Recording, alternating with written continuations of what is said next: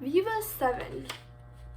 How did the Greek city-states manage to defeat the Persian Empire? Today, the Battle of Thermopylae is held up to be the turning point in world history. People think that if the Spartans had not made up this last stand and stood up against the Spartans, history would have changed dramatically. However, the Greek city-states bonded together over many years to defeat two successive Persian invasions. Three of the most important battles were, firstly, during the first invasion, the Battle of Marathon, and during the second invasion, first the Battle of Thermopylae, and thirdly, the Battle of Salamis. My first point is that one of the three most important battles in the Greco-Persian War was the Battle of Marathon. Herodotus, who is considered to be the first historian, recorded an investigation of the Persian Wars in his work The History. He tells the story of the Persian War. So Darius, the emperor of Persia, although his full motivations were not clear, he decided that he needed to invade the Greeks because invading a nation was a tradition for the Persian ruler, and he needed revenge because the Athenians had destroyed a Persian temple. So Darius went about building a huge navy, and they began to sail towards Athens. And they went hopping from island to island and taking over the islands one at a time, surrounding Athens and interrupting the trade route. So the Persians arrived at Marathon, and the Athenians marched out to meet them because this is still a little ways from Athens. The Athenians postponed the engagement in hopes that reinforcements would arrive, but eventually they decided that they had to attack. So, to talk about the positioning that they were in, the Persians had just arrived on the shore, and the Athenians were encamped farther up along the sides and on higher ground. So the Athenians, part of the center of the troops, began to advance towards the Persian force. And Herodotus describes that the Persians thought this was, quote, unquote, suicidal madness. After the Athenian troops fought for a while, the few Athenians retreated back and ran up the hill towards the rest of their troops. And the Athenians pursued them, but the Persians all had a lot heavier armies, so it took them a little bit longer and tired them out. And before they knew it, the Athenians turned around and started fighting them again, and the Persians realized that they had actually been surrounded by the rest of the Athenian troops, and thus they were defeated quite easily. The few Persians who escaped ran back to the boats, where they were met by more Athenians, who chopped off their hands as they reached to try and pull themselves onto the ships. Thus the Battle of Marathon was won. The famous story that is told by Plutarch is about the origin of the marathon race. However, it relates to the story of one man who ran all the way from Marathon to Athens to announce their victory, and then he died on the spot. However, this has been proven to not be a true story, but it could actually be a combination of two stories. The first being that the whole Athenian army ran very quickly back from Marathon to Athens, which the distance is 26 miles, in fear that the Persian army would arrive there by sea and kill their families. The second story was about a man who ran all the way to Sparta and back to Athens to deliver the news, which what turns out to be over 75 miles and is a lot longer than a marathon. But We don't know for sure if he died or not afterwards.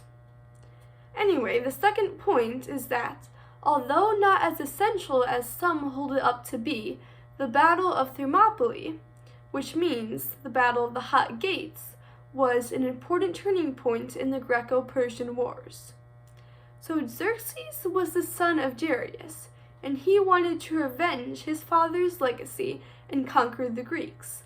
But instead of sailing to the Greeks like his father, he decides to bring his enormous army all the way from Persia by land.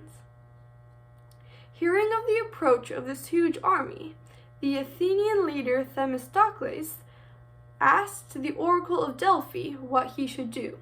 The oracle responds that he should build a wooden wall, and the oracle usually speaks in riddles.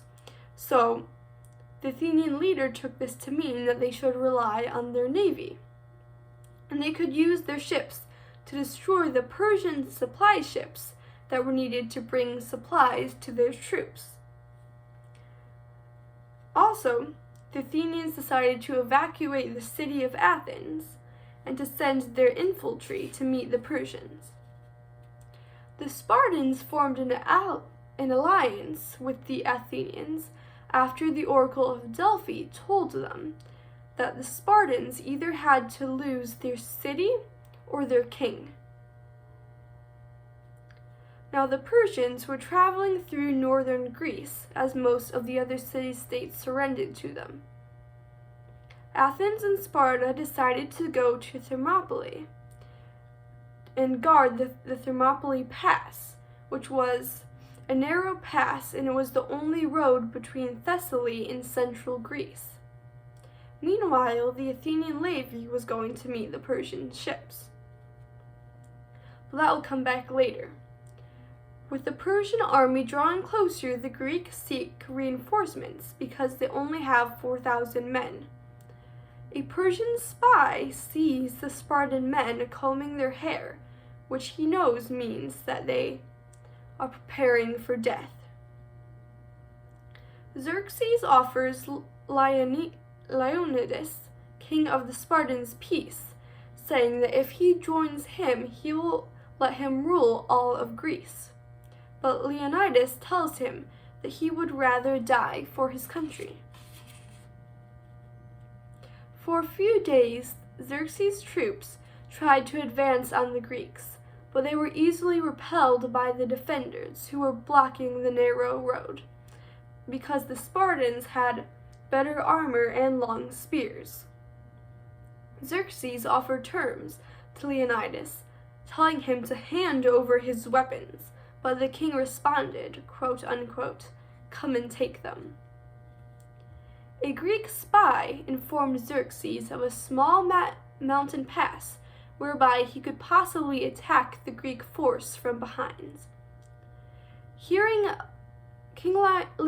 Leonidas, hearing of the Persian attack, orders all the troops to retreat except for his Spartans. He remains with them because of what the oracle told him, that either his city would be lost or he would die. The Spartans made their last stand, but they were overcome by the Persians, and as foretold, the king was killed. The two forces fought over his body, but eventually the Persians got it. And then Xerxes began to travel towards the rest of Greece. This leads to the third point, which is the third battle, the sea battle of Salamis, which was a key victory enabling the Greeks to defeat the Persians. The Athenian fleet retreated to Salamis, a small island opposite the Athenian harbors. Athens was taken by the Persians because it was abandoned, and their last hope for decreasing the Persian army was to destroy their navy, so the Persian troops would then have to return home if they could not get any supplies. However, many Greek leaders didn't want to stay at Salamis, fearing that they would be trapped in the occurrence of a naval defeat. But the Greeks had a better chance to defeat the huge Persian navy in the narrow passage and shallow waters of Salamis, rather than leaving and giving Xerxes the harbor and access to the sea and his allies. The Athenian Themistocles proposed that they should stay, saying, quote, "I believe that we shall achieve a great victory, for fighting in a narrow strait is best for us, while fighting on the open ocean is best for them." Unquote. Eventually, the Athenians agreed, and Themistocles sends a slave to Xerxes to inform him that if he wanted an easy victory, he should attack the Greeks instead that night. That he should attack the Greeks that night before they moved on. And Xerxes actually believed this spy because if you remember, during the Battle of Thermopylae, his victory was allowed because of the Greek spy. So anyway, he attacked the Greeks that night, and the Greeks were enabled to destroy a large part of the Persian navy, which was the backbone of Xerxes' army. And therefore many Persians had to retreat. A few units continued to struggle on and try and take the rest of Greece, but basically this was the beginning of the end of the war. In conclusion, although there wasn't a single turning point in the war, the Greek city-states banded together over many years to defeat two successive Persian invasions. The three most important battles were, during the first invasion, the Battle of Marathon, and during the second invasion, the Battle of Thermopylae and the Battle of Salamis. Thank you.